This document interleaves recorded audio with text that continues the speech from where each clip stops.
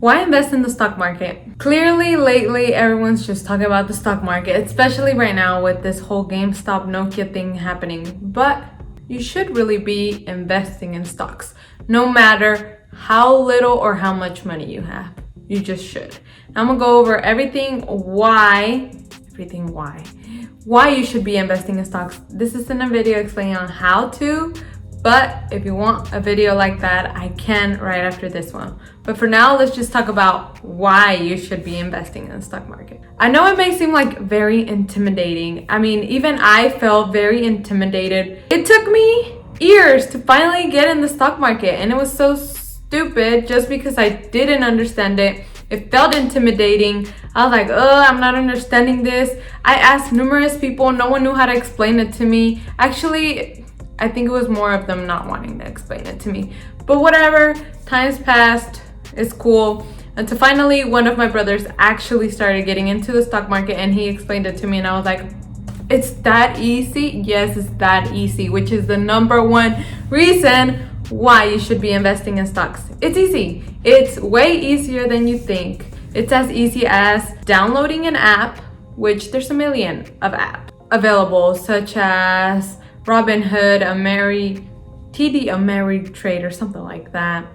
Acorns, Webull, Fidelity, a million out there, especially for beginners or people who can't invest a lot of money, because don't get me wrong, there are those accounts or apps or banks that will not allow you to invest if you don't invest like thousands and thousands and thousands and millions of dollars.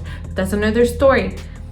So after you get the app, all you gotta do is whatever, you're gonna have to put your social, your address, all this extra blah blah blah information that you need to put. After that, all you have to do is research a stock. Whatever stock you're interested in buying, whatever stock you're like, oh, okay, like this stock I've been hearing about, or wow, this stock I've been hearing that it's going up, or ooh, there's a new stock, research it. There's just also a million things about researching a stock, but mainly the good ones are going to be those that we all know are good brands, are innovating, and are always going up. Obviously, it goes up and down, but it's like an up like that, you know? But those are the best ones. Obviously, that's not... Sometimes those are like the more pricier ones. So if you research a stock that is more down below, but if you research it enough and you think it's a good stock, then buy that one. That's basically it. After researching it, literally buy it. And you can buy as many as you want. It could be as low as one, which obviously is not the most recommended. Or you could buy as high as thousands and thousands of stocks. But that's up to you. But the point is, yes, you can buy one stock if that's all you want to buy. It's up to you. I mean, obviously, if you invest more, your thing will be good more. So let's say you buy one stock for $5 and in 1 week it's $50. You already made $45. But if you would have bought 10 stocks for $5, which would have been $50, you would have made $450. Oh my gosh, brain fart. So yeah, so obviously it's a major difference. So it just, whatever you can buy though at the end of the day. Now, the second reason why you should be investing in stocks is because stocks are always gonna go up. I mean, don't get me wrong, there's those stocks that go down, but for the most part, like the stock market as a whole is always going up. There's a 10% stock market return per year, 10%. And I think they base it off of S&P, if I did my research right. But basically, that is why, like, if it's always going up for the most part, like, then it's good. Now, how do you know which stocks are always going to go up and which are always going to go down? I mean, obviously, you know the companies that are already, like, in the back burner. A good example would be Sears. I mean, we all know, like, in the back of our heads that Sears isn't anymore what it used to be. And slowly, they've been closing down companies, whatever. So obviously you're not gonna go invest in Sears. On the other hand, there's Apple. I mean, you know, Apple's always going up. They're coming out with this, that. I mean, it's not so innovating anymore as the electrical vehicles right now, but it's still there, you know? So obviously it's a company, you know, it's always gonna be there. Coca-Cola, maybe Target, Walmart is one of them. Amazon's a big one, but that one's really high right now. Like things like that. Companies that, you know, like are always like gonna be here at least for the next 10 years are the ones to invest in. Basically, invest on those that is included in that 10% stock market return, not the ones that are going down. But yeah, third reason, which kind of ties into the first one, so this one will be quick. It is way easier than it was before. Back then, there was no apps. You could not do it strictly from the phone. You would have to go get a broker, like, I forgot the names of those companies, but I mean, now more than ever, like, this is your money maker, you know, like, you can trade from here, so take advantage. This is like the new era, you know, like, it's that easy. You can do it with a touch of a button, you know. So for basically investing in stocks, how I see it is, because even though you're gonna start making money, it's not like it's money that is sitting in a bank account and you swipe a card and you can use it right in there and then. So how it works is more of like a savings account, to put it that way. But in that savings account, it's making you money. Not money like a regular savings account where it's like whatever, 2% is like, I think the highest I've seen. Nowhere near, like, it is way more than an actual savings account. So to kind of better explain it, it's like a savings account where you put in the money, you invest in that stock, and it just sits there. You let it sit. And that's what you call long-term investment, by the way. So you let it sit, and for 10 years, whatever, I mean, however many you want to let it sit. And then from there, you actually make money. So to give you an example, let's use Tesla, the best one. Like, if you would have caught it early, like, that would have been a really, really great investment. Let's assume you would have invested just one stock, just one, nothing more, nothing less, just one stock in March, which in a vague answer, we're just gonna say, I think the lowest I saw it was like 400 and something. So let's just say 400.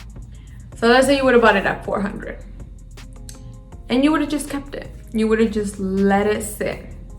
Well, right now, that one stock you bought for 400, you would have already profited, give or take, no, actually take, but 3,600 out of that one stock. That was in 1 year. I mean, it sounds like, oh, a little bit, but in 1 year, you just for letting your money sit there, basically, you would have made 3,600. And how was that? Well, out of that 400, in around the end of last year, it came up to roughly, if I'm not mistaken, like 2,400-ish. And then they did a 1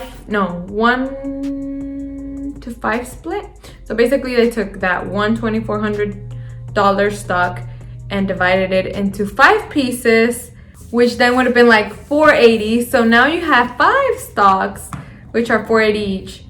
And right now, as of today, that stock is at around 820 each. So then that one stock with the whole split and everything, you would have already been making 3,600. And there's a whole explanation behind that, which I'm not gonna get into, but 3,600 just off of one stock. Yeah, one stock. Now imagine if you would have bought 10, you would have made 36,000. So yeah, so it's basically just start with long term. Obviously, there's a million other ways to invest. There's like day trading, but I really don't recommend that because I mean, if you're barely starting off, day trading, you can easily lose and you can easily make a lot of money. So I don't recommend like jumping into day trading. Practice, I think, I could be mistaken, but I think there's like a weird, I don't know who does it, where you can like use fake money to invest and just to try it out. But practice. Day trading shouldn't just be like jump into it. I think long term is the best way to go. I mean, if you're getting a return here and there again and again and again and again every year, I mean, it's really worth keeping it. Obviously, if one day you're like, hey, I want to sell now, I'm ready to sell, then it's fine. I mean, build up your portfolio where you have a million different stocks. There's a million different companies out there, like so many, like exaggerating amount, like never ending amount of stocks in so many categories. I mean, you already know: phones, vehicles, airlines, construction, electricity, oil, gold. I mean, anything. Athletic wear, like I said, Nike. I mean, never ending. Pharmaceuticals, etc, etc, etc. 1 million. So don't put all your eggs in one basket. Invest in different categories, invest in companies you like, and yeah. Now, if you do decide to start today, I hope you do not panic when your stock goes down. I feel like a lot of people do that, and I mean, it's the stock market. It's gonna go up and down, up and down, up and down, up and down, up and down. Obviously not drastically. If it goes down like a lot of dollars, then that's kind of alarming, but it's normal for it to go up and down a few dollars here and there. And what I mean by a lot of dollars, I mean like 100 almost. Like, that's weird, but so it's going up and down, up and down. But if it's mostly going up, then you're good. So yeah, let me know if you're gonna go invest. I want to know if you want to start. And like I said, let me know if you want me to do a video on stock market basics, basically explaining how to actually do it, because this is a why, but I can do a how. Anyways, that's it. So I'll see you in the next video. Bye.